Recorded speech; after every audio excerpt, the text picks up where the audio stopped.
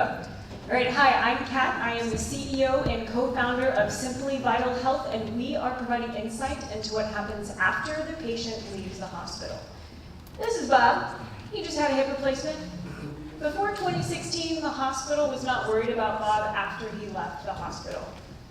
Starting in 2016, the hospital became financially responsible for Bob. What that means is that the hospital has to follow Bob for 90 days, no matter where he goes.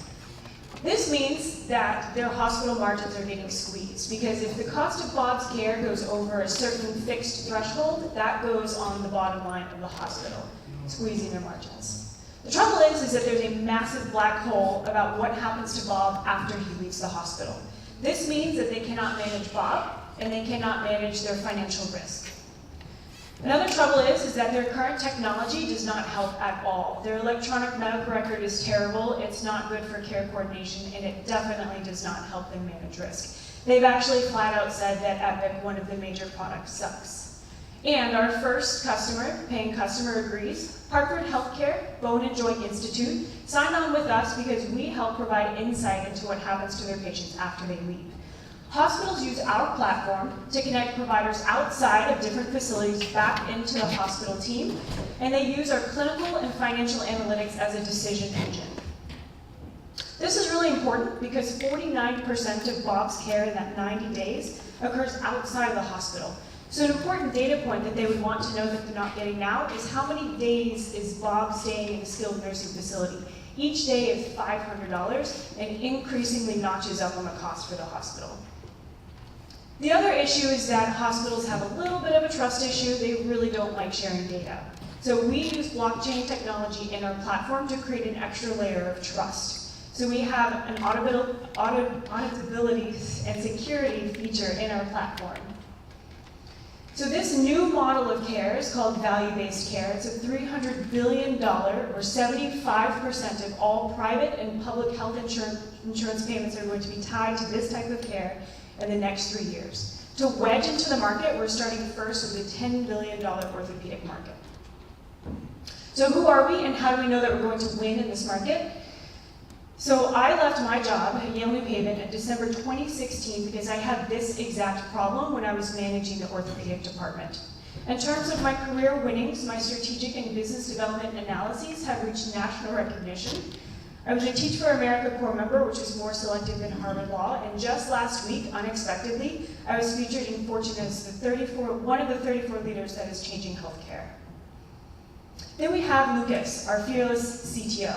He's an award-winning software developer, placing in competitions led by Intel and NASA. He's a double major in electrical and computer engineering and physics, and he's built his own operating system. He was the lead tech and blockchain developer at Capital One, and he was just published in Nature last week.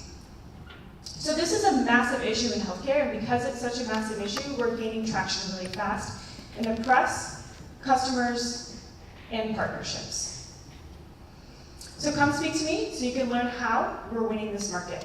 Thanks.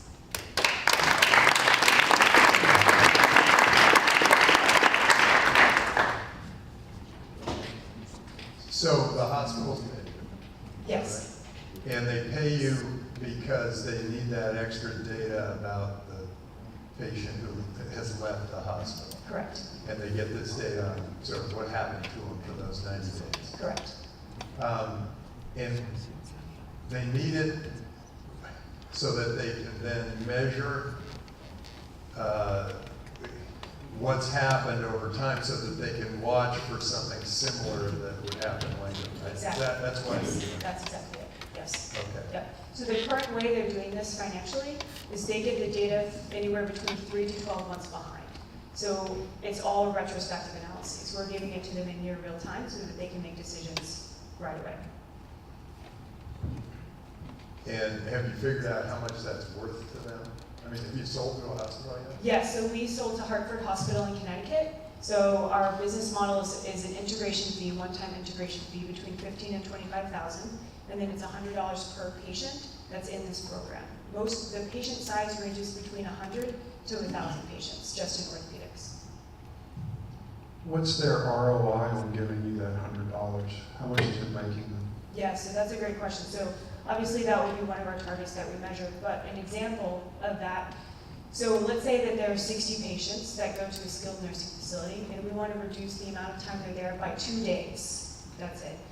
That will result in a $60,000 savings, which will nearly cover the cost of the platform. You're using a private permission blockchain, I assume? And what protocol are you using? Good question. So to start, we're actually using Tyrion's free API, which creates a receipt of the information so that if there's ever a question, we can prove that the data hasn't changed. That's our way to enter the market. Healthcare is a little bit weary about blockchain, so our goal is to get providers on board, hospitals on board, and then expand beyond that. Sorry, so it's a quick follow-up question. Yeah. If you're using Tyrion's technology, are you basically just a sales and marketing channel for them and going and building partnerships? Like what tech are you building on top of Tyrion? Yeah, so our platform is the proprietary piece. That's just the blockchain piece that we're using in terms of API. We're not marketing it. It's part of our platform so when the administrator comes in, they can see all of the hash information, the audit information. We're not selling Tyrion to the hospitals.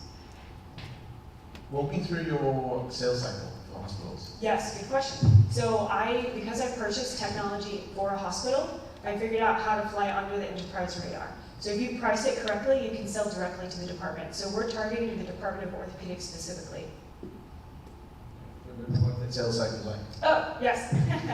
So when I was at Yale New Haven, we were approving contracts within a day, a couple of weeks. It depends on the hospital, so it can be anywhere between a day to 2 or 3 months. We signed Hartford in around 3.5 months. And how many hospitals do you have? So Hartford is our first, and we filled our pipeline from that, and we're in active conversations with them. We just launched in January. Okay. Why couldn't you get New Haven? Yeah, it's exactly. Oh, yeah. So we're meeting with them on this Tuesday, May 2nd. So you launched in January with one hospital and you haven't added more since then? I'm sorry? So I'm going to try to understand, did you launch in January with the first hospital? No, we're launching it with Hartford in May. Okay. We started in January in terms Okay. of the company, building the company. We were working on a wireframe before then, testing the market. Okay. Yeah. Thanks. Thank you.